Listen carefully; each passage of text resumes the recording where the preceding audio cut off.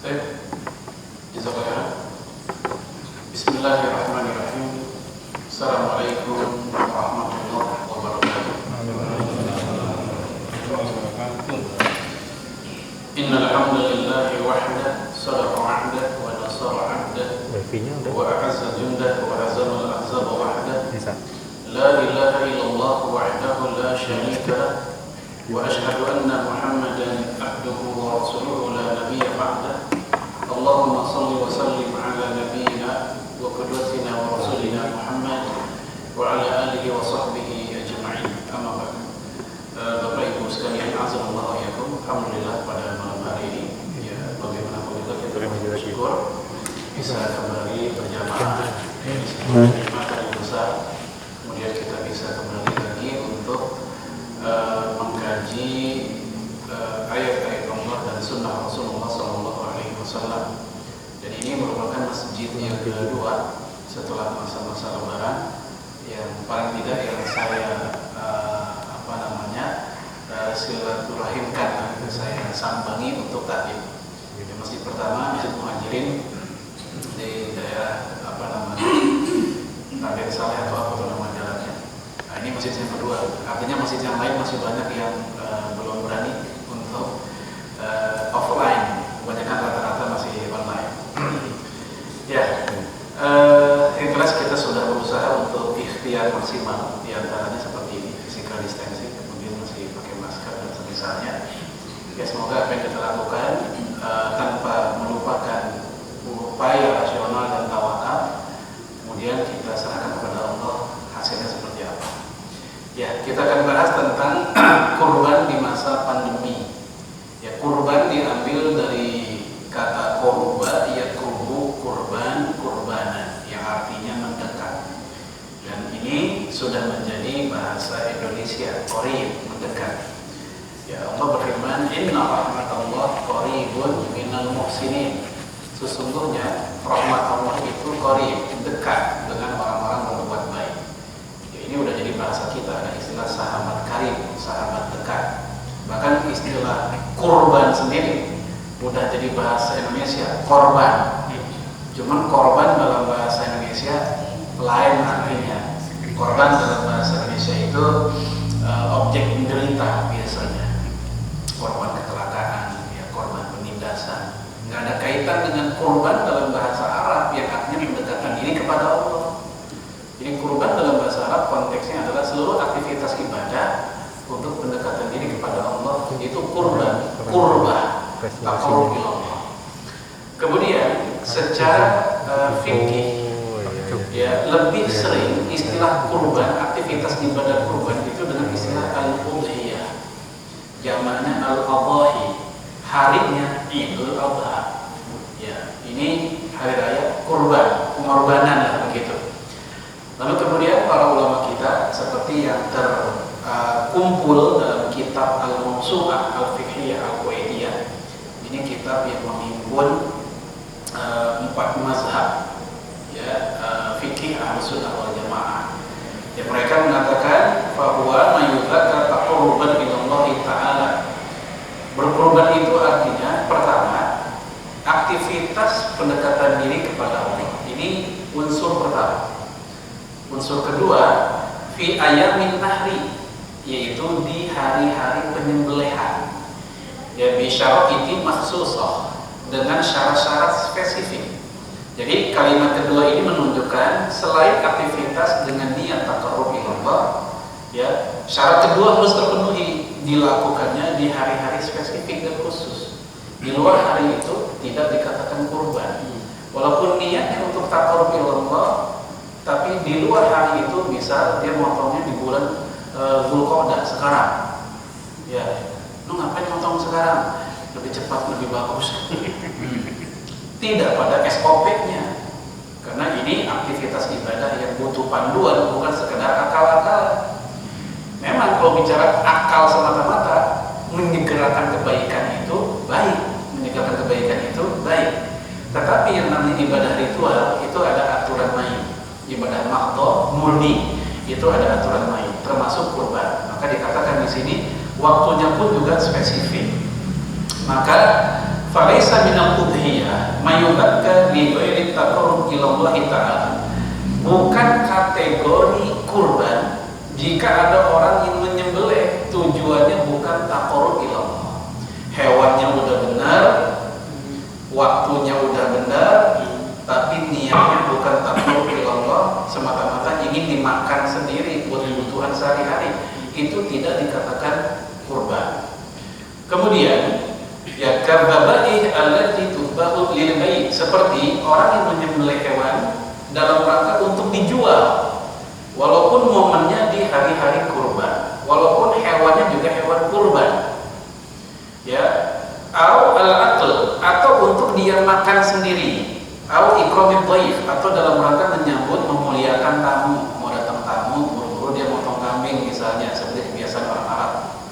Nah yang seperti ini walaupun hewannya hewan kurban di waktu kurban juga, tapi niatnya bukan taqarrub ila Allah, maka juga tidak dikatakan kurban. Kemudian walaysa minha ma yuzakka fi ghairi hadhihi ayyam, demikian juga bukan masuk kategori kurban jika dipotongnya di luar hari-hari itu, yang sudah kita bahas tadi.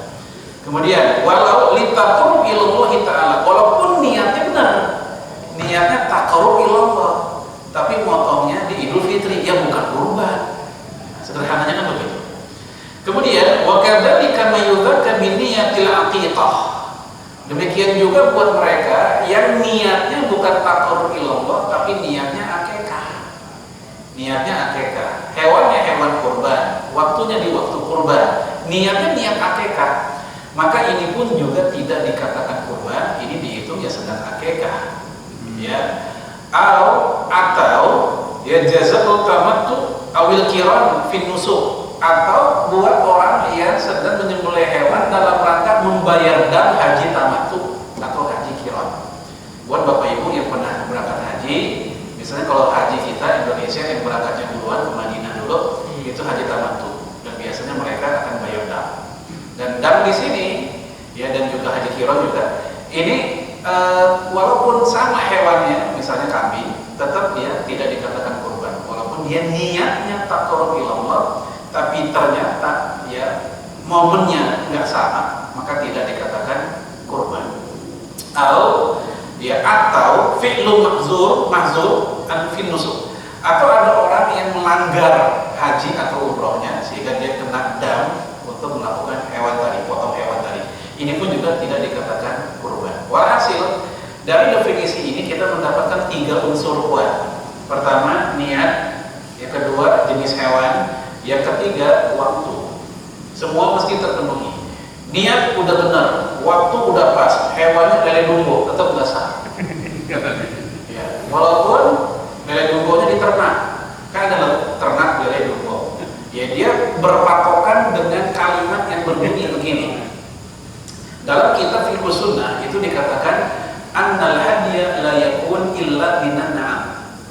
Ya, diawali dengan kalimat ajma'al ulama annal hadiya la yakun illa minan na'am. Para ulama kita telah ijma' bahwasanya yang namanya kurban la yakun, enggak terjadi, enggak eksis, enggak sah kecuali dengan hewan yang bernama an-na'am. An-na'am jamak dari al-an'am. Apa itu? Ternak. Nah, di Indonesia ternak pun macam-macam.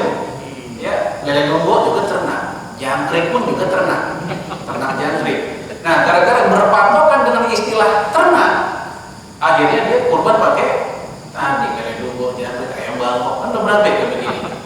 Oleh karena itu, kalimat ini belum selesai, dilanjutkan oleh Syekh Sabiq dengan kalimat wattafaqu ya anna afdhalal ibil. Para ulama sepakat dari hewan ternak tersebut yang paling afdal adalah ibil, unta. Tsummal baqar, kemudian sapi, tsummal ghanam, kemudian kambing. Ala hadza tertib, itulah urutannya, tidak yang lainnya. Jadi enggak di luar itu. Ya tertibnya unta dulu, sapi baru kambing. Kenapa kok unta duluan? Ya beliau menjelaskan li'annahu anfa'u lil fuqara. Karena ukuran tubuh unta yang lebih besar itu anfa'u lil fuqara, lebih bermanfaat, lebih banyak memberikan manfaat buat orang fakir. Lalu kenapa kok sapi lebih utama? Sama, anfa'u minasyati kadzalik. Karena yang namanya sapi dari sisi tubuhnya yang lebih besar, dia lebih banyak memberikan manfaat kepada orang fakir dibanding kambing. Kita bisa membuktikan kalau seandainya kita punya uang atau 2,5 juta atau 3 juta, kita patungan dengan 7 orang total 21 juta, ya 21 juta dapat sapi yang berat 300 kilo misalnya. Nah 3 juta kita beli kambing seekor yang beratnya anggaplah 30-an kilo. Lihat hasilnya, banyakkan mana kira-kira? Yang kambing seekor kita yang mungkin dapat sampai 20-an plastik, ya. Itu pun kadang nggak bersih, ada campuran-campuran tulangnya, jawabannya segala macam. Sementara yang 1/7, yang 3 juta juga dari seekor sapi tersebut mungkin bisa dapat lebih dari yang kambing tersebut. Itulah rahasia kenapa dikatakan anfa'ul lil fuqara, sisi manfaatnya lebih banyak, sehingga kata saya Sabik, para ulama sepakat yang ini lebih utama dari yang ini, yang ini lebih utama dari yang ini. Nah, untuk unta kita nggak berlama-lama karena di Indonesia kayaknya nggak pernah ada yang kurban unta, karena yang punya di binatang, ya perlu ribut mau sama Pemda itu di mereka ini. Baik, itu 3 unsurnya. Kemudian untuk dalil-dalil pensyariatan, ya pertama dalam surat Al-Kautsar yang ayatnya insya Allah sama-sama kita sudah hafal, inna a'tayna kal kautsar fasholli li rabbika wanhar. Nah, kalimat tersebut fasholli li rabbika wanhar, salatlah untuk mengingat Tuhanmu, salat Id maksudnya, wanhar, dan sembelihlah kurban. Maka harinya disebut yaumun nahr, hari penyembelihan. Dalam hadis Imam Nasai, Nabi mengatakan yaumul arafah wa yaumun nahri wa ayyamut tasyriq kulluha iduna ahlal islam yaum aklin wa syurbin wa dzikrillah. Hari arafah, hari penyembelihan, yaumun nahr tanggal 10, wa ayyamut tasyriq, dan hari-hari tasyrik 11 sampai 13, kulluha iduna, seluruhnya 5 hari itu hari raya kita. Sehingga hadis ini menunjukkan hari raya umat Islam bukan 2. Sering kita dengar orang bikin tulisan atau ceramah, hari raya kita Idul Fitri, Idul Adha. Ya nggak salah sih, tapi dibatasi 2 itu yang salah. Di hadis ini disebut 5 hari raya kita, yaitu 9, 10 plus 3 hari itu, plus Idul Fitrinya 6. Belum hari raya pekanan, yaitu hari Jumat. Jadi hari raya kita ada banyak, maka cukuplah itu, gak usah ditambah-tambah lagi dengan mohon maaf Natalan, Thanksgiving, April Mop, macam-macam. Ya. Baik, itu ayatnya. Dan hadis ini, ayat ini menggunakan fi'il amr, kata kerja perintah, wanhar, sembelihlah kurban. Sehingga ayat ini dijadikan dasar oleh golongan Hanafiyah, kurban itu bukan sunnah tapi wajib. Ya, walaupun pendapat ini tanda petik minoritas, jarang dianut oleh umumnya para fuqaha. Tapi sebagai sebuah ruang berpikir wacana ilmu, kita mesti tahu, karena bagi golongan Hanafi, ayat yang berbunyi wanhar tadi, dan sembelihlah kurban, tidak ada dalil lain yang membelokkannya menjadi tidak wajib. Menurut mereka gitu, sembelihlah kurban itu kan perintah, dan hukum asal dari sebuah perintah al-aslu fil amri lil wujub. Hukum asal dari sebuah perintah menunjukkan wajib. Nanti yang bilang sunnah kita akan bahas juga dalilnya. Ditambah lagi mereka yang bilang wajib berdalil dari sebuah hadis riwayat Imam Ibnu Majah dari Abu Hurairah yang berbunyi, man kana lahu sa'atun, orang yang lagi ada enteng rezeki, lagi ada duit, ya walam yudhi, tapi dia tidak berkorban, fala yaqrabanna musalla, maka jangan dekatin tempat sholat kami. Maksudnya jangan dekatin tempat sholat ini. Nah, kalimat ini dari golongan Hanafi menunjukkan kurban itu wajib. Di sisi mana pendalilannya dari kalimat itu? Yaitu di kalimat ya fala yaqrabanna musalla, jangan dekati tempat sholat kami. Itu tanda yang dilakukan oleh orang itu meninggalkan kewajiban. Sebab kalau itu sunnah, nggak mungkin Rasulullah sampai segini kali. Nggak ada ceritanya Rasulullah sampai sekeras itu larangannya hanya gara-gara tidak melakukan sunnah. Misal sahabat Nabi nggak Senin Kemis, sahabat Nabi nggak duha, nggak ada ceritanya Rasulullah sejengkel itu. Tapi begitu kurban, kok sampai-sampai yang nggak kurban padahal ada duit jangan kemari. Ya seolah-olah orang itu meninggalkan kewajiban, bukan sekedar sunnah. Itu sisi pendalilan dalam mazhab Hanafi. Ya, kemudian dalil mereka yaitu itu hadis yang lain yang berbunyi ala ahli kulli baitin fi kulli amin udhiyah. Wajib bagi sebuah rumah, orang-orang yang ada di rumah itu untuk berkurban. Sehingga hadis ini juga menjadi dasar satu ekor buat satu keluarga. Ya, hendaknya satu rumah paling enggak satu ekor dia berkorban, mereka berkorban. Dan hadis ini menggunakan awal kata ala ahli kulli baitin. Itu menunjukkan wajib. Kenapa? Karena di hadis-hadis yang lain yang mengawali kata ala juga berimplikasi wajib. Contoh, alaikum bisunnati, peganglah sunnahku, wa sunnati khulafa'ir rasyidin mahdiyyin, dan juga khulafa'ir rasyidin, sunnah rasyidin. Maka hadis ini menunjukkan menggunakan sunnah Nabi bukan sunnah hukumnya, memang wajib sebagaimana kita pakai Quran, maka keduanya nggak bisa dipisahkan. Itu menggunakan kata ala. Kemudian hadis yang lain agak-agak mirip, alaikum bil jamaah, pakai ala juga. Hendaknya kalian hidup bersama jamaah. Inna yadallah ma'al jamaah, karena tangan Allah bersama jamaah. Wa man syadda finnar, barang siapa yang menyempal, maka dia menyempal menuju neraka. Maka ini menunjukkan kewajiban umat Islam atau seorang muslim jangan bikin yang aneh-aneh yang nabrak mainstream umat Islam, baik dari sisi grup atau pemikiran. Maka Rasul mengatakan alaikum bil jamaah, hendaknya kamu hidup bersama komunitas kaum muslimin. Nah, ini menggunakan ala. Nah, hadis tadi juga pakai ala. Maka dengan bentuk kata yang sama, maka implikasinya juga sama, bahwa wajib per keluarga ada yang berkorban. Bagi yang siapa? Bagi yang memang lagi ada duit. Gitu. Bagi yang nggak ada, ya apa boleh bikin, mereka nggak wajib berkorban. Ini dalam fikih mazhab Hanafi. Namun fikih mazhab mayoritas mengatakan kurban itu sunnah muakkadah, sunnah yang sangat ditekankan, sekuat-kuatnya, nggak sampai wajib, nggak sampai fardu, walaupun lagi ada duit. Apa alasan mereka? Alasan mereka yang pertama hadis Sahih Muslim, di mana Rasul mengatakan, "Idza dakhalatil ashhur," jika sudah masuk 10 hari Zulhijjah, 1, 2, 3, 10 hari Zulhijjah begitu, wa arada ahadukum ayyudhiya, dan di antara kamu pengen berkurban. Di situ ada kalimat wa arada, kalian berkehendak pengen kurban. Fala yamassa min sya'rihi wa basharihi syai'an, maka jangan motong kuku dan motong rambut sedikit pun. Nah, kalimat wa arada, al-irada, kehendak, itu menunjukkan, kata Imam Syafi'i, al-irada tadullu annaha ghairu wajibah, annaha ghairu wajibah. Ya, kalimat irada, jika kalian pengen, menunjukkan bahwa itu bukan kewajiban. Kalau seandainya itu wajib, kalimatnya nggak usah jika ingin berkorban, langsung aja suruh berkorbanlah kamu. Ternyata Rasulullah menggunakan jika ingin berkorban.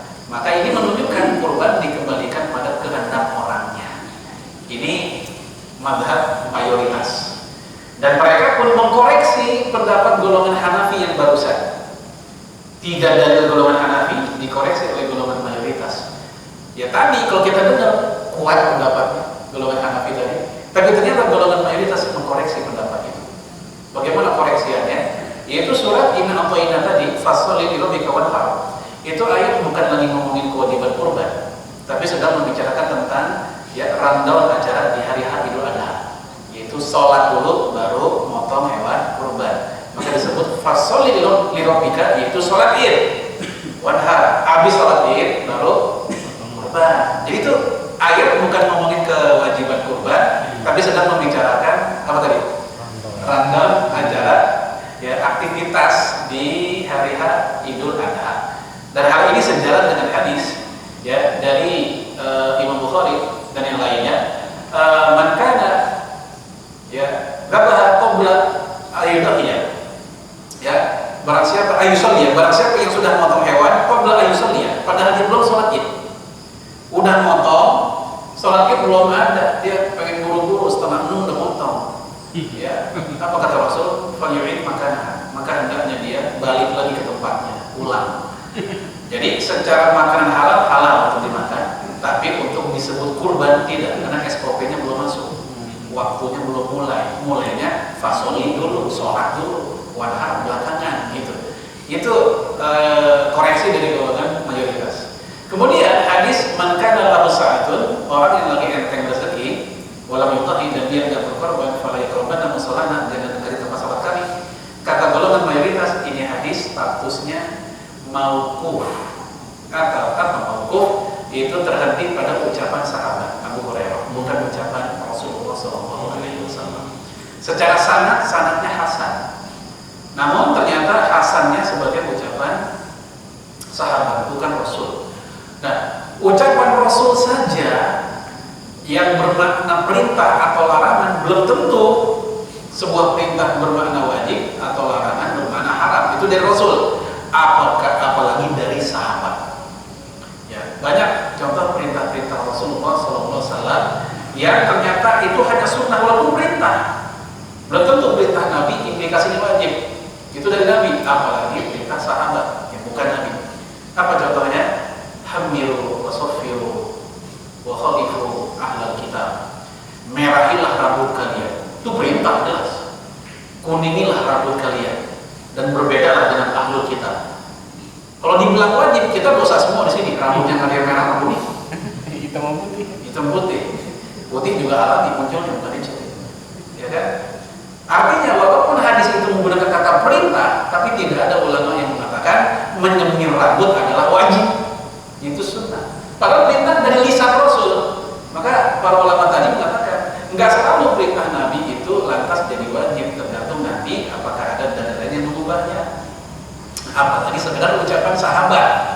Yang ketiga, hadis yang tadi yang ala ahli kulli baitin fi kulli an udhiyah, kata kelompok mayoritas, sanadnya dhaif. Ada seorang perawi yang majhul, yang nggak dikenal atau Mr. X lah begitu, sehingga dia nggak diketahui kekuatan hafalannya, bagaimana akidahnya, kredibilitasnya, sehingga bagi mereka ini menurunkan wibawa hadis tersebut sehingga tidak bisa kuat dijadikan hujjah. Maka rontoklah satu persatu tiga dalil golongan Hanafi tadi, sehingga pendapat yang lebih kuat dan dianut oleh banyak ulama adalah sunnah muakkadah tadi. Hanya saja jemaah sekalian, walaupun seandainya lebih kuat sunnah muakkadah, jangan sampai kita menyepelekan. Karena orang kita kebanyakan gitu, gara-gara mentang-mentang masih sunnah belum wajib disepelekin. Masih sunnah belum wajib nggak apa-apa, ditinggal nggak dosa. Kebalikannya, perbuatan yang makruh gara-gara makruh masih dilakukan. Kenapa? Mumpung belum haram begitu. Jadi yang makruh malah seakan-akan jadi sunnah dilakukan, tapi yang sunnah seakan-akan jadi makruh nggak mau dilakukan. Kenapa? Masih sunnah belum wajib dan belum sana apa-apa. Tapi begitu yang makruh, mumpung makruh belum haram apa-apa. Dan kembali. Kemudian juga mohon maaf, banyak orang yang begitu berdaya. Kalau urusan-urusan misalnya keduniaan, ya istrinya atau suaminya bawa brosur harga rumah, ya suaminya bilang ke istrinya, Neng, ini ada rumah baru nih, klaster di mana tahu kayaknya kita kuat nih, DP sekian, cicilan segini, kayaknya kita kuat. Kata lakinya, langsung punya energi tuh laki, pengen beli rumah baru dengan cicilan sekian, kayaknya dia kuat. Kata istrinya, nanti ada brosur harga kambing, langsung lemes. Udah korban lagi, begitu.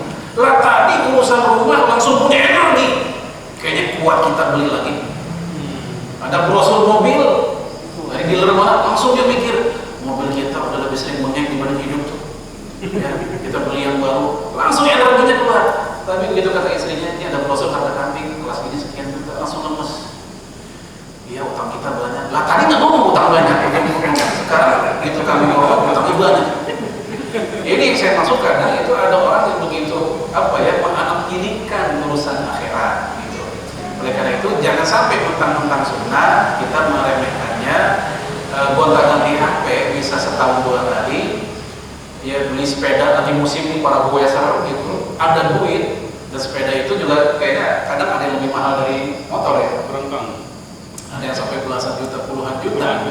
Tapi begitu kurban kayaknya nggak kelar-kelar mikirnya gitu. Kan kita kurban kan, perlu kuliah, anak masuk, berat kayaknya. Pak, sepeda saya udah rusak, ntar beli yang baru. Oh cepet banget reaksinya. Ini kita nggak inginkan. Baik, mas kalian, semoga itu nggak terjadi di kita. Baik, itu sisi hukum. Adapun untuk fadilah, nah kita kita kan kalau dengar kata fadilah, jika melakukan A maka dapatnya B, kan itu fadilah tuh. Ya. Nah, terus terang untuk masalah kurban tidak ada hadis sahih yang menceritakan fadilah-fadilah dengan bentuk kata yang seperti itu. Fadilah kurban sudah cukup buat kita ketika kurban dilakukan oleh Nabi Ibrahim alaihissalam. Ini sunnah Abul Anbiya. Kemudian fadilah kurban sudah cukup bagi kita ketika ini dilakukan oleh Rasulullah SAW dan sepanjang tahunnya. Rasul pernah kurban 100 ekor unta dalam hadis Imam Ahmad, dan dia motong sendiri sampai ke 63. Motong sendiri sampai ke 63. Ke 64 sampai 100 dilanjutkan oleh Ali bin Abi Thalib. Ini menunjukkan dua hal. Pertama, Rasulullah berduit karena beli unta sampai 100 itu jelas enggak murah meriah. Satu unta anggaplah 30 juta kali 100 3M. Gitu. Dan secara fisik Rasul kuat. Motong sendirian 63 ekor. Ya. Kalau kita udah motong sapi berlima masih kabur juga tuh sapi. Sendirian. Memang kalau kita lebih anteng lah dibanding sapi. Baik. Kemudian juga dalam hadis Imam Muslim dari Aisyah, Rasulullah memotong 2 ekor kambing kibas. Ya, dan seterusnya. Jadi ini tidak pernah ditinggalkan oleh Rasulullah. Para sahabat juga demikian di zaman ke zaman hingga sampai hari ini. Itu tanda kalau bukan ada keutamaan, nggak mungkin kaum muslimin sepanjang zaman di semua negeri tidak pernah meninggalkannya, karena dia ada keutamaan. Tapi kalau bicara keutamaan dengan bunyi barang siapa yang begini maka begini, memang kita nggak temukan tentang masalah kurban. Di dalam kitab Tuhfah Al-Ahwazi, ya Imam atau Syekh Abdul Alam Al-Mubarakfuri, beliau mengutip dari Imam Ibnul Arabi, ya bahwasanya beliau berkata, qala Ibnul Arabi fi syarh Tirmidzi laisa fi fadl udhiyah haditsun sahihun. Imam Ibnul Arabi mengatakan tentang keutamaan kurban tidak ada satupun hadis yang sahih. Kemudian qultu, aku berkata, dikata Syekh Al-Mubarakfuri pengarang kitab Tuhfah Al-Ahwazi, al-amru kama qala Ibnul Arabi, masalah hadis kurban ini seperti yang dikatakan oleh Ibnul Arabi, maksudnya tidak ada yang sahih. Ya, baik. Termasuk juga yang sering ada di iklan-iklan di spanduk bahwa hewan kurban yang kita kurbankan akan kita tunggangi di akhirat. Ini juga hadis dhaif tidak. Ya. Kemudian dia berbunyi 1 helai bulu hewan kurban itu pahala yang kita peroleh sebanyak bulu hewan kurban itu. Ya kata Syekh Syu'aib Al-Arnaud statusnya dhaif jiddan. Ya, kalau Syekh Al-Albani rahimahullah dia mengatakan itu palsu. Sementara Imam Zainuddin Al-Iraqi mengatakan itu hadis dhaif. Jadi ini nggak ada yang kuat begitu. Dengan tingkat kedhaifan termasuk yang cukup parah. Tapi udah terlanjur terkenal di negeri kita, bahkan kadang menjadi iklan di spanduk-spanduk beberapa lembaga untuk merekrut ya para mudhaif, ya sahibul kurban. Baik. Kemudian yang berikutnya, nah apakah di musim pandemi kurban ini tetap berlangsung? Seandainya mohon maaf seperti yang sempat ramai kemarin, kalau haji nggak terjadi gimana? Apakah ibadah kita sama? Sama, nggak ada perbedaan. Haji di dalam sejarah 40 kali, pernah 40 kali tidak terlaksana di dunia Islam. Bukan hanya Indonesia, di dunia Islam. Baik karena faktor peperangan atau wabah, sampai 40 kali. Namun ibadah di tempat lain, di negeri lain tetap berlangsung, tetap berjalan. Karena yang namanya aktivitas ibadah Zulhijjah, yang khas Zulhijjah, kurban, sholat Id, kemudian shaum Arafah, itu bukan ditentukan oleh hajinya, tapi ditentukan oleh tanggal 9 Zulhijjahnya. Wukuf boleh tidak terjadi, tapi tanggal 9 Zulhijjah pasti terjadi kan? Terjadi. Di semua negeri, di belahan dunia manapun, tanggal 9 Zulhijjah nggak pernah libur. Dari 8 langsung 10. 9-nya mana? Habis wukuf kagak ada, nggak bisa begitu. Tanggal 9 Zulhijjah tetap terjadi. Oleh karena itu, ini menjadi jawaban atas perdebatan yang sedemikian lama kemarin-kemarin bahwa Idul Adha itu ditentukan oleh wukuf atau tanggal. Kan begitu. Ada orang yang bersikeras, pokoknya kalau di Saudi sudah wukuf, maka besok Lebaran. Kan gitu ya? Kalau di Saudi sudah wukuf, maka besok Idul Adha. Padahal di Saudi sekarang lagi wukuf, tapi di Indonesia sedang tanggal 8 masalahnya. Saudi sedang tanggal 9 hari wukuf, tapi di Indonesia sedang tanggal 8. Betul, mataharinya duluan kita, beda 4 jam, itu matahari. Masalahnya ini bukan matahari, ini kan bulan sabit. Masuknya bulan itu bulan sabit, matlah itu, hilal itu bulan sabit, bukan dari matahari. Nah, di sana udah tanggal 9, di kita masih tanggal 8. Besoknya di sana tanggal 10, di kita masih tanggal 9. Kita tanggal 9 udah lebaran, ya kan mulai lebaran tanggal 9. Berarti di kita masih tanggal 9, yaitu Saum Arafah.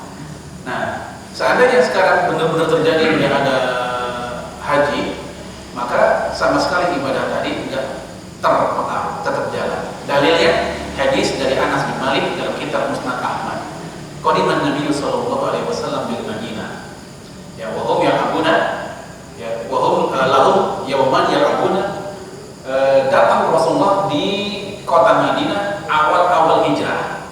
Ya walahum, dan mereka memiliki yauman ya'abun, 2 hari yang mereka pakai buat bermain-main. Maksudnya 2 hari raya. Namanya Neuruz dan Mi'raj. Itu waktu masa Madinah jahiliyah. Lalu Rasul nanya ke Anas, apakah engkau masih ikut-ikutan Neuruz dan Mi'raj, hari raya ala Madinah jahiliyah? Kata Anas bin Malik, ya saya masih begitu juga.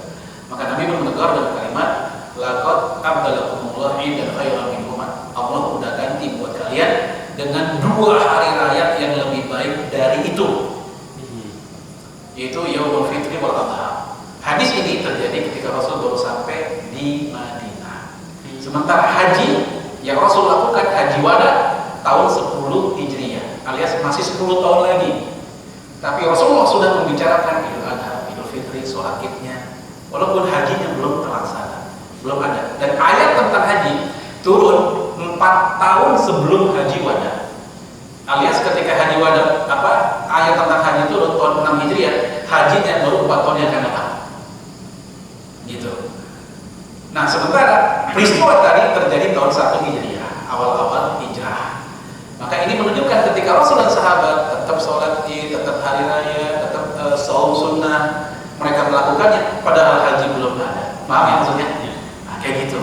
Sehingga ini menunjukkan yang paling utama yang menentukan adalah yaitu tanggalnya, bukan tempat wukuf semata-mata. Ya, karena itu Imam Al-Khorasi,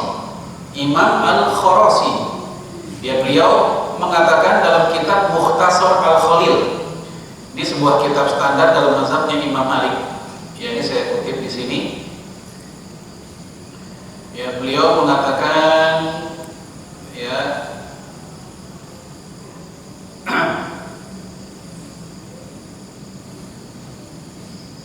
ya kata beliau, al-mawasim jam'u minal musim, bahwasanya yang namanya mawasim itu jamak dari musim, ya, jamak dari musim. Kemudian, ya, wa'arada bil musim, yang dimaksud dengan kata musim di sini adalah yaitu bukan tempat, tetapi itu nama zaman, nama waktu.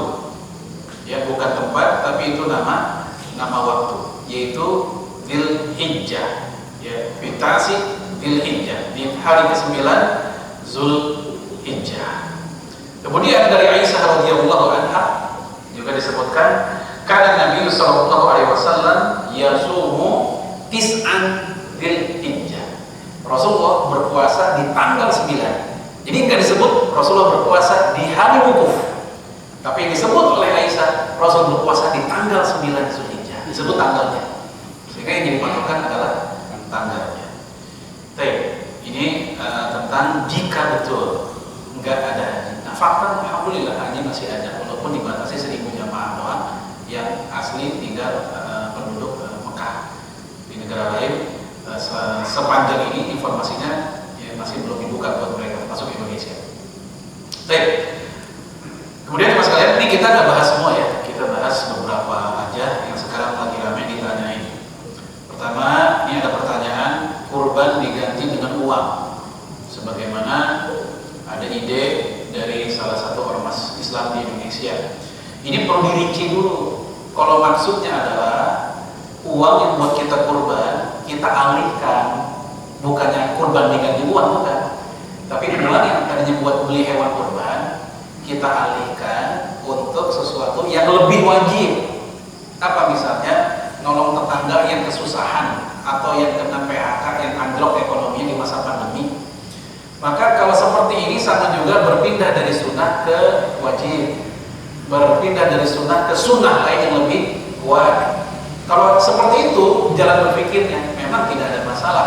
Apalagi tadi kita sudah bahas pendapat jumhur bahwa sunnah muakkadah. Udah gitu dari Ibnu Hazm kata beliau tidak ada satu riwayat dari sahabat Nabi yang mengatakan kurban itu wajib. Nah kalau pola pikir kayak begitu, mengalihkan uang buat kurban dipakai buat keperluan yang lebih wajib, maka nggak ada masalah. Tapi kalau maknanya adalah uang tersebut kita katakan kurban. Bu, ini kurban dari saya. Kaget, ini kurban apa zakat pak? Kurban. Setelah saya kurban tuh pakai plastik pak, ada dagingnya gitu. Kok ini duit doang? Ya ini kurban milenial lah ya. Nah kalau kayak begitu, ya jelas nggak memenuhi SOP kurban. Karena kurban udah kita bahas tadi, la yakun illa minan na'am, nggak sah kecuali dari hewan ternak tadi. Nah kalau itu yang dimaksud, tentu kita menolak nggak begini. Nah, cuman kita berbaik sangka dan kita yakin maksud dari ormas tersebut bukan yang kedua, tapi yang pertama. Ya hanya saja ikut saya sampaikan di sini. Sebenarnya kita nggak usah membenturkan antara kurban dengan kepentingan untuk kebutuhan orang fakir miskin tadi. Karena kurban sendiri udah bagian dari pemenuhan kebutuhan fakir miskin. Ayatnya jelas, fakulu minha wa atimul ba'isal fakir. Makanlah olehmu kurbanmu sendiri dan sebagiannya kasih orang fakir. Jadi kurban sendiri udah bagian dari cara mengentaskan kesulitan saudara-saudara kita. Tanpa usah dia diubah jadi uang pun, korban yang daging itu udah bermakna yang membantu kesulitan orang fakir. Dia tambah lagi kalau benar-benar sehat ya, daging merah itu bisa memperkuat imunitas kita untuk melawan virus sesar. Ya ini bisa kita tanyain ke pakar gizi tentang masalah itu. Jadi saya lebih cenderung untuk kurban tetap dilaksanakan karena ini bagian dari syiar dan zahir umat Islam. Ya ayyuhalladzina amanu la tuhilu sya'airallah wa la sya'rul haram. Wahai orang beriman, jangan kalian langgar syiar-syiar Allah dan kehormatan bulan-bulan haram. Nah, syiar penting dalam Islam adalah diantaranya kurban ini. Ya kalaupun ingin dibatasi karena ada protokol kesehatan yang cukup ketat, ya tentu kita bikin peraturan aja. Misal jumlah kurban yang dipotong di masjid kita dibatasi sekian ekor saja. Sisanya kita rekomendasikan ke RPH misalnya. Sehingga kemungkinan untuk berkerumun di sekitar masjid atau tempat pemotongan itu bisa lebih kita tekan. Karena kita nggak tahu, biasanya kan kalau kurban yang nonton banyak, yang punya kambing cuma satu, yang nonton itu yang punya bapaknya, neneknya, kakeknya, cucu semua pada datang.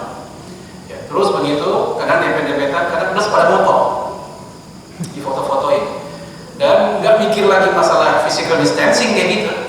Dan kita nggak tahu di antara kerumunan massa yang sekian banyak itu siapa yang OTG, ya kan kita nggak tahu. Nah, untuk mengurangi menekan kerumunan itu kita bisa mensiasati dengan seperti tadi itu yang pertama. Yang kedua, karena kurban tahun ini kayaknya bertepatan dengan hari Jumat, kita bisa memanfaatkan hari tasyrik pemotongan. Dan jangan lupa semangat pemotongan di hari tasyrik biasanya nggak sekuat pemotongan di hari H-nya kan, alias yang nonton lebih sedikit. Sehingga kemungkinan berkerumun tadi juga bisa kita tekan. Kalau ini masih sulit juga, ya sudah kita bikin dengan cara yang terakhir. Apa? Yaitu kita bisa berkurban dengan cara menitipkannya pada bukan RPH, lembaga-lembaga. Kemudian mereka mengubahnya menjadi kornet, rendang atau apa. Kemudian mereka berikan ke kita lagi dan kita yang membagikan nanti. Ya, ini nggak ada masalah. Ya di dalam kitab Thamarat al-Yani'ah yang namanya kurban ke daerah lain, ya itu nggak ada masalah. Apalagi kalau ini dibalikkan ke kita lagi. Wa fi naqil udhiyah wijhan qiyasan ala naqil zakat wa sahihuna al-jawaz. Ya, bahwasanya naqlul zakat atau naqlul udhiyah pemindahan kurban ke daerah lain yang udah melewati bolehnya qasar. Pendapat yang paling kuat adalah jawaz, boleh. Ya, ini dalam kitab Thamar al-Yani'ah yang disusun oleh Syekh An-Nawawi Al-Bantani, orang Banten. Sekarang kita ambil dari Imam Nawawi, tapi bukan Al-Bantani. Imam Nawawi pengarang kitab Riyadhus Shalihin. Ini dua orang berbeda, namanya mirip, ya, dan hidup di zaman yang berbeda pula. Ya, Imam Nawawi hidup abad 6 atau 7 Hijriah. Ya, sementara Syekh Nawawi Al-Bantani, orang kita ini, itu hidup 2 abad yang lalu. Ya, jadi belum terlalu lama dibanding Imam Nawawi. Nah, Imam Nawawi, ya, beliau termasuk yang mengatakan bolehnya hal tersebut. Kata beliau, ya, bahwasanya fi naqli udhiyah wijhan ya hakka Umar Rafi'i wa ghairu takhrijan min naqli zakah. Kata beliau, mengeluarkan kurban kita, mentransfer kurban kita ke luar daerah hukumnya sama seperti mengeluarkan zakat keluar. Maksudnya boleh, dengan syarat, dengan catatan memang di daerah kita ya udah banyak banget.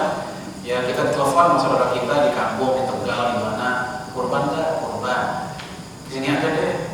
Di Korea Salam pun udah salah rekam kambingnya. Iya sih. Di tempat lain gimana? Iya, sama juga. Di sini baru 1 ekor, padahal penduduk Muslim semua, tapi yang mampu cuma sedikit. Lalu kita kasih ke sana, nggak ada masalah. Yang para ulama kita makruhkan adalah jika di tempat kita sendiri nggak cukup, belum tercover. Sementara umat Islam juga padat. Nah, kita kurbannya di luar, yang kayak gini makruh. Bukan hanya kurban, zakat juga begitu, sama.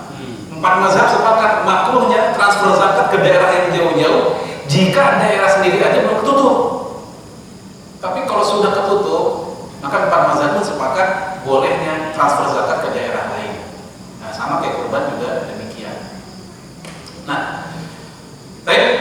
Kemudian teman sekalian, pembahasan terakhir, sisanya kita sediakan waktu buat tanya jawab. Pembahasan terakhir yaitu pembagian daging kurban sudah matang yang tadi kita bahas tuh. Ini pertanyaan yang sudah berkali-kali yang ditanyakan. Tidak ada aturan baku tentang masalah pembagian itu harus matang atau mentah. Ini amrun wasi, masalah yang lapang.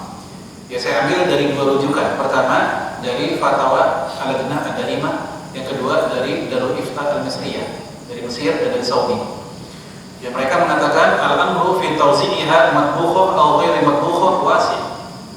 Ya, mendistribusikan daging kurban udah masak atau masih mentah, amrun wasi'. Ini masalah yang lapang saja, luwes, enggak kaku.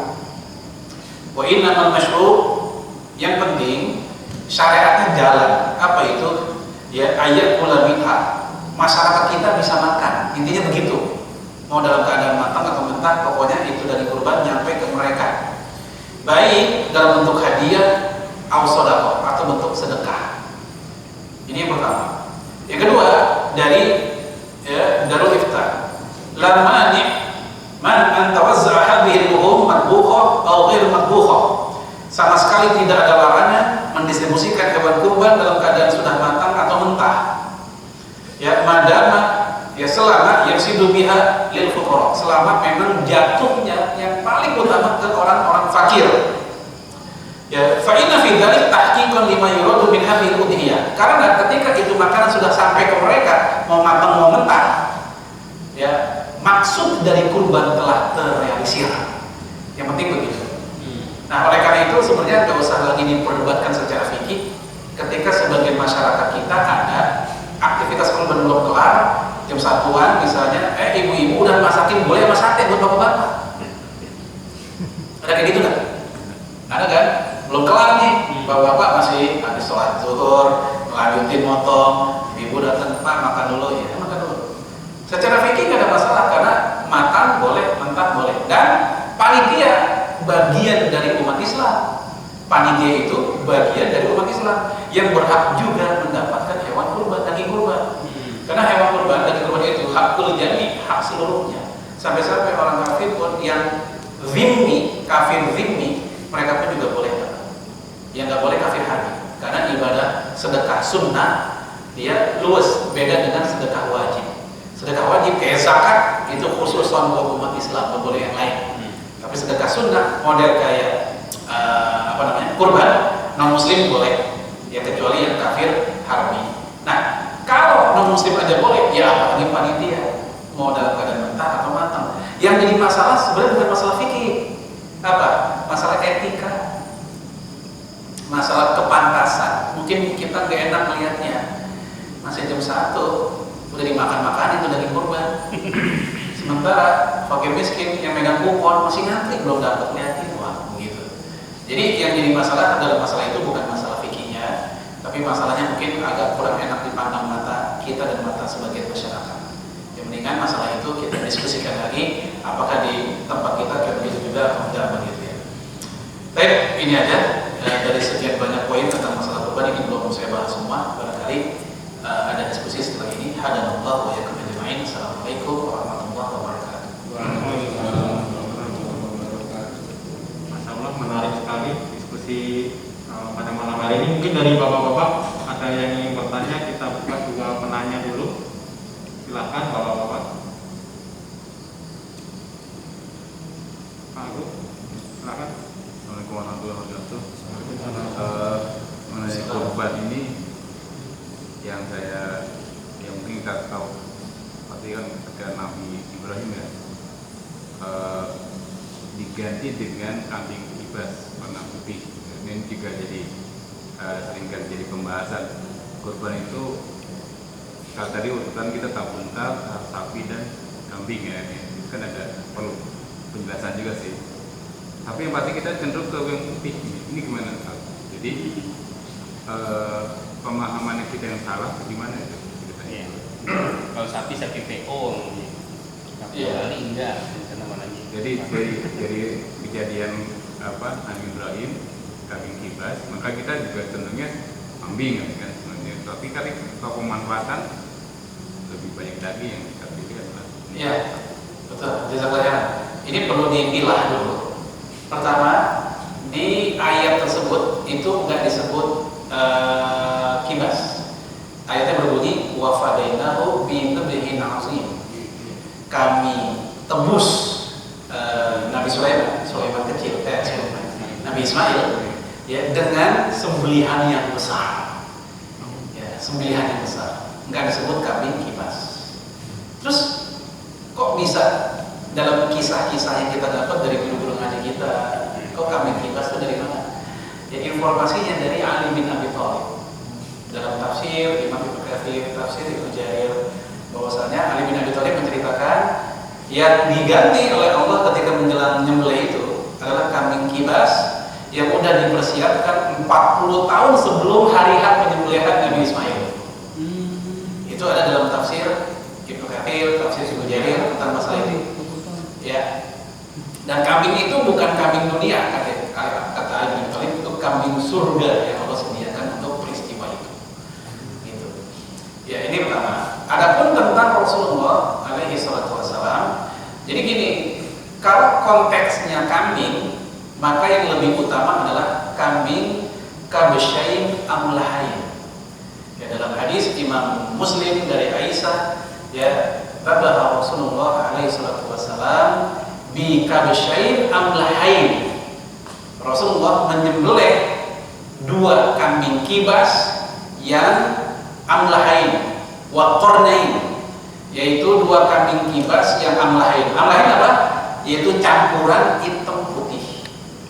Ya, mayoritas putih, tapi ada hitamnya di bagian kening dekat mata dan ada bagian hitam di kaki. Ya, qarnain dan bertanduk. Nah, dari situlah Syekh Abu Bakar bin Jabir Al-Jazairi dalam kitab Minhajul Muslim, mungkin di masjid punya kitabnya ya. Nanti silakan di bab tentang masalah kambing yang paling afdol. Hewan kurban yang paling afdol kalau kambing adalah pilih yang warnanya putih mayoritas tadi dengan hitam di sekitar kening dan hitam di sekitar kaki. Karena itulah yang paling disukai oleh Rasulullah SAW. Jadi kalau konteksnya adalah sesama kambing, maka yang lebih utama pilih kambing yang kayak begitu. Kalau konteksnya adalah perbandingan seluruh hewan kurban, maka yang lebih utama adalah baru unta. Jadi dibikin klasifikasi kayak gitu. Sekali lagi, kalau konteksnya adalah kambing, betul yang paling utama adalah kambing kibas berwarna putih dengan ada hitam-hitamnya di sekitar keding dan kakinya, itu amlahin. Dan kornain itu maksudnya bertanduk. Kemudian kalau konteksnya adalah hewan kurban secara umum, bukan hanya kambing, kembali ke yang tadi, yaitu yang paling utama ya ibil, summal baqar, summal ghanam. Ghanam itu kalau di kita kambing Jawa, ya itu hanya istilah aja. Maksudnya kambing itu kan banyak, ada al-ma'zu, ada al-ghanam, ada asyatu, ada adhan. Apa adhan? Kambing kibas, itu adhan. Ya, kalau kambing yang model kambing Jawa yang biasa kita lihat itu bisa al-ma'zu, bisa al-ghanam. Ya dia juga sih, beda istilah aja. Itu ada beda istilah, tapi maksudnya ya dia juga gitu. Baik, seperti itu tentang masalah hewan yang lebih utama. Kalau misalnya Terus ada lagi, bapak-bapak, silakan Pak Ivan. Menyambung pertanyaan Pak yang terkait korban itu dari golongan ternak ya. Jadi kan yang pertama kontak, sapi dan ghanam. Saya lihat di beberapa daerah ada juga yang berkorban kerbau. Itu gimana? iya. Ya memang tadi belum saya bahas ya. Jadi di dalam kitab Al-Mawsu'ah Al-Fiqhiyah Al-Qawaidiyah, bakor sapi itu kan punya keluarga. Kalau di biologi kan ada istilah apa tuh? Spesies, ada genus, ordo gitu ya. Ya kayak gitu dah. Ya. Nah, bakor selain bakor juga dibolehkan jawamis. Jawamis kalau di kita ya model kerbau gitu. Banteng kayaknya ngeri juga ya, banteng menyeruduk gitu. Ya, kerbau. Jadi jawamis, jadi boleh sama. Ya silakan yang lain. Mungkin ada lagi, silakan Pak Harun. Ya, terima kasih Pak. Pertanyaan yang sering kita temui atau dengar gitu kan, ada yang menyebutkan kurban itu atas nama pribadi dan juga atas nama keluarga. Misalkan ya itu kurban atas nama bapak siapa atau juga dari keluarga bapak siapa gitu. Itu yang seharusnya di mana tuh Ustaz? Itu pertanyaan pertama. Kemudian pertanyaan yang kedua adalah di mana kurban yang dinamakan atau diniatkan bagi yang sudah meninggal gitu Ustaz. Bagi mungkin orang tuanya atau saudara yang sudah meninggal. Terima kasih. Iya, jazakallah. Dalam hadis Sahih Muslim dari Aisyah tadi, jadi Rasulullah itu berdoa begini ketika menjelang nyembelih.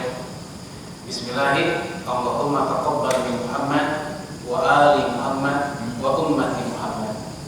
Ya Allah, terimalah kurban dari Muhammad alaihi salatu wasallam. Kemudian dari keluarga Nabi Muhammad dan juga terimalah kurban dari umat Nabi Muhammad. Jadi kurban kita udah didoain oleh Rasulullah, Allah terima gitu.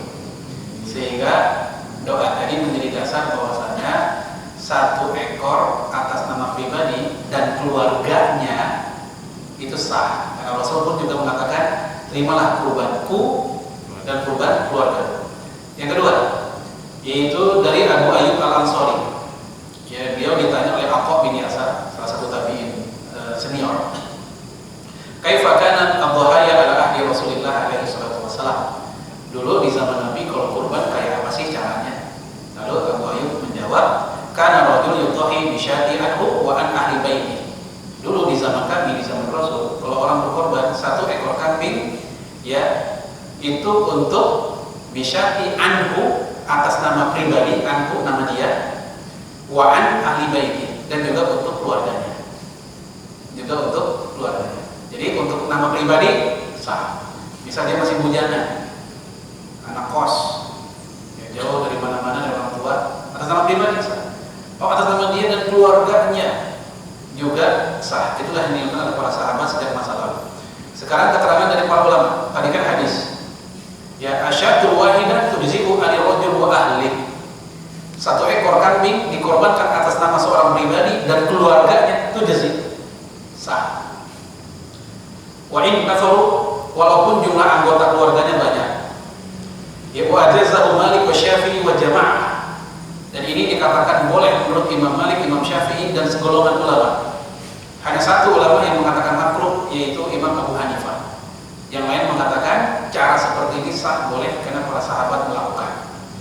Kemudian dalam kitab yang lain, ittafaqa ahlul ilmi adalah Hanafiyah. Para ulama telah sepakat kecuali Hanafiyah. Ala anna udhiyatar rajul anhu, bahwasanya seorang laki-laki berkorban atas nama dirinya, wa an ahli baiti, dan atas nama keluarganya, tujzi'u anhum, ya sah untuk mereka semua, sunnatul kifayah, sebagai sebuah sunnah. Kemudian saya ambil dari Imam Syaukani. Syaukani mengatakan wal haq, yang benar adalah anna syatal wahidah, seekor kambing, tujzi'u an ahli bait, sah untuk sekeluarga, wa in kanu mi'ah, walaupun anggota keluarganya 100 orang. Mungkin bininya 4, anaknya 25. Ya. Berarti bukannya 100 itu, 100 berapa? Sendiri, bininya 4, anaknya 25. Gitu. Walaupun satu keluarga, anggota keluarganya ada 100, kata Imam Asy-Syaukani. Al-akthar, atau lebih dari itu. Ya, karena qadhat bidzalik as-sunnah, sebagaimana yang ditetapkan oleh sunnah Nabi. Walaupun bagi saya ini bahasa hiperbol ya, pada kenyataannya kan nggak ada sekeluarga 100 orang. Ya, walaupun mungkin orang zaman dulu mungkin ada, mungkin ya satu bapak berkembang biak dengan istrinya sampai 100 anak. Berarti umurnya atau mungkin sekali melahirin mungkin kembar 10 begitu. Ya.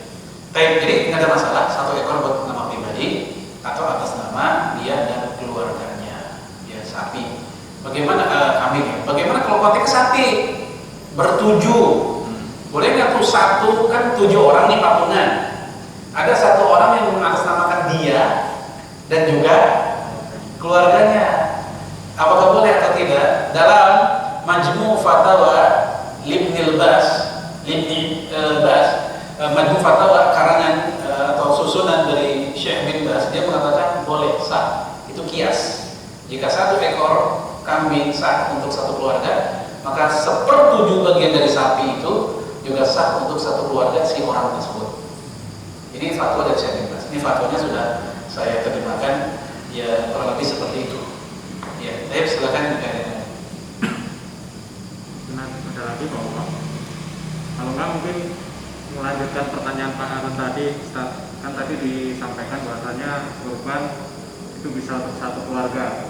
Nah, definisi kurban untuk satu keluarga ini apakah yang tinggal satu rumah, misalkan kita masih punya orang tua tapi beda tempat tinggal, apakah juga berlaku demikian atau gimana Ustaz? Kemudian pertanyaan yang kedua lanjutannya adalah untuk yang akan berkorban itu kan tadi disampaikan motong kuku dan rambut 10 hari sebelum pelaksanaan kurban. Nah, itu juga apakah berlaku untuk kepala keluarganya saja atau juga keluarganya juga ikut seperti itu Ustaz? Ya, jazakallahu. Afwan, tadi ada yang belum terjawab, kelupaan meninggal tentang kurban orang meninggal ya. Oh, iya. Ya. Baik, ini saya akan bacakan dari kitab Al-Kashaf Al-Kina Imam Al-Buhuti. Beliau mengatakan wa qala Ahmad al-mayyitu yasilu ilaihi kullu syai'in min al-khairi min shadaqah. Mayit, sampai kepada mayit seluruh kebaikan orang hidup berupa pertama shadaqah, sedekah. Kurban sedekah bukan? Kurban termasuk sedekah bukan? Sedekah sunnah. Ya, kita bahas sedekah sunnah. Au ya sholatin, atau doa. Sholat di sini maksudnya doa. Ya. Au ghairi, atau yang lainnya il akhbar, berdasarkan hadis-hadis. Jadi kurban buat orang meninggal ya ini sah, dan ini dianut oleh mayoritas ulama, bahkan 3 mazhab.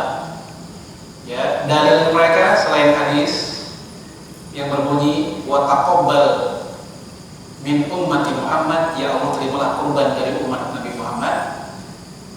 Kok dari situ dalilnya? Karena umat Nabi Muhammad ada 2, ada yang masih hidup, ada yang sudah meninggal. Dari situ ya, kemudian juga ya mereka istidlalnya itu sedekah. Dan sedekah itu seluruh ulama sepakat, nggak ada khilafiyah, sampai buat orang meninggal. Ketika Rasul berkata kepada Ubadah bin Samit, tasaddaq anha, sedekahlah kamu atas nama ibumu yang sudah meninggal. Nah, kurban bagian dari itu.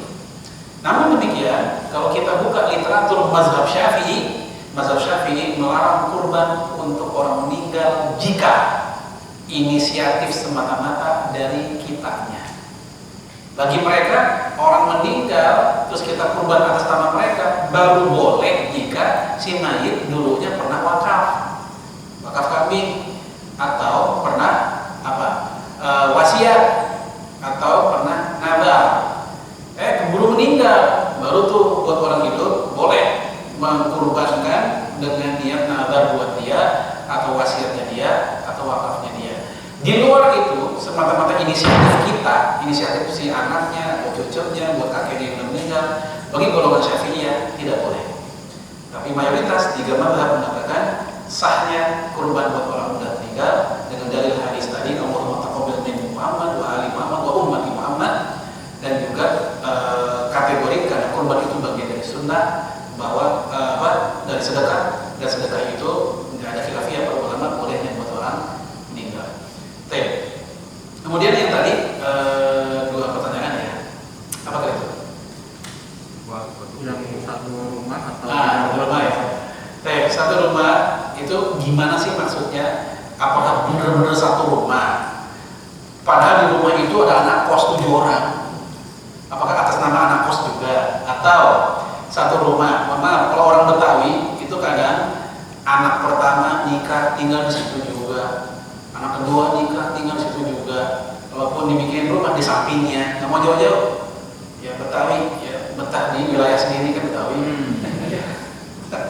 Ya, makanya saya itu kalau merantau jauh-jauh nggak buat betah lama-lama, begitu loh Betawi gitu kan. Nah, Imam Ibnu Qayyim sendiri telah membahas masalah ini dengan mengatakan terjadi banyak ragam penjelasan apa sih yang dimaksud dengan an ahli baiti itu. Ya, walaupun yang paling umum dianut oleh para ulama adalah yaitu dia dan keluarga intinya, anak dan istrinya. Adapun seandainya dia punya abang tinggal di rumah yang serumah sama dia, tapi si abangnya juga ada anak dan istri, itu udah lain. Sederhananya kalau di kita dibatasi oleh kakak, kartu keluarga, ya, bapak, suami, istri, dan anak-anaknya. Tinggalnya masih satu rumah, tapi dia kakaknya lain sama kita, kartu keluarganya, maka dia nggak masuk kategori undating dalam konteks pembahasan tadi. Terus yang kedua tadi ya? Untuk yang potong kuku, keluarga. Potong kuku. Potong kuku, Syekh Jibrin pernah membahas masalah ini, bahwasanya itu berlaku untuk si sohibul kurban yang punya duit, si mudhahi yang pengen berkurban. Adapun ketika dia mengatasnamakan keluarga, anaknya, istrinya enggak masuk kategori yang diperintahkan untuk itu. Ya, tadinya ya saya merasa ini mungkin Syekh Jibrin aja. Saya mencoba untuk nyari literatur yang lain. Ternyata di fatwanya Syekh Utsaimin juga sama. Dia pun memfatwakan itu hanya berlaku untuk si sohibul kurban, tidak berlaku untuk keluarganya. Adapun dalam mazhab Syafi'i, larangan memotong kuku dan rambut itu implikasinya hanya makruh, bukan kategori haram. Ya, dalam mazhab Hambali haram. Mazhab Hambali itu haram, potong kuku sama rambut. Kuku dan rambut siapa? Kita, bukan kambingnya. Nggak kepikiran kita potong kuku kambing sama rambut kambing. Itu kitanya maksudnya. Adapun yang paling tanda petik yang paling ringan itu mazhabnya Imam Malik dan Abu Hanifah. Bagi mereka larangan dalam hadis tadi itu bermakna larangan etika dan adab dalam rangka untuk ikut berempati terhadap jamaah haji. Karena jamaah haji ketika udah pakai ihram mereka nggak boleh nyukur rambut, potong kuku, minyak wangi, kan begitu. Nah kita yang di tanah air juga begitu. Jadi bagi mazhab Hanafi kemudian Maliki, larangan tersebut itu bukan berimplikasi haram atau makruh. Bagi mereka itu larangan bermakna adab. Karena larangan berimplikasi haram dalam kaidahnya golongan Hanafiyah itu biasanya mesti dibarengi oleh apa hukumannya, apa azabnya. Ternyata di hadis tersebut nggak disebutin apa dosanya ya, apa azabnya, apa hukumannya, nggak ada, hanya larangan doang. Maka larangan yang tanpa disebut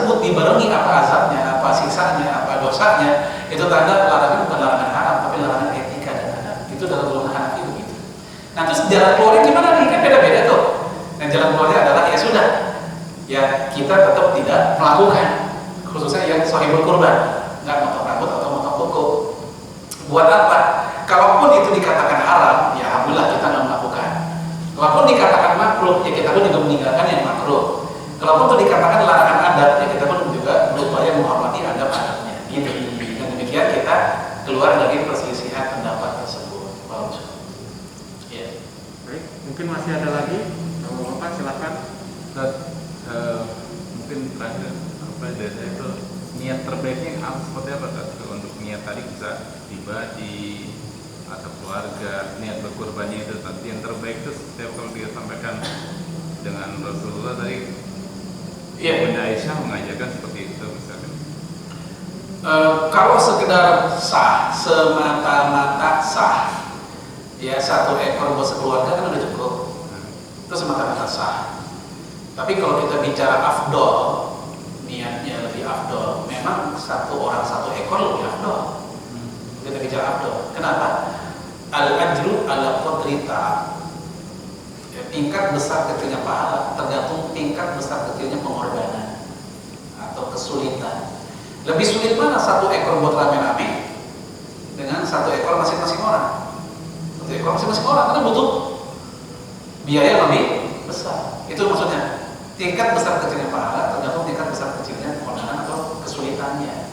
Dari situ. Sehingga Rasul sendiri pernah kan sendirian, seorang diri dia berapa ekor tadi? 100 unta.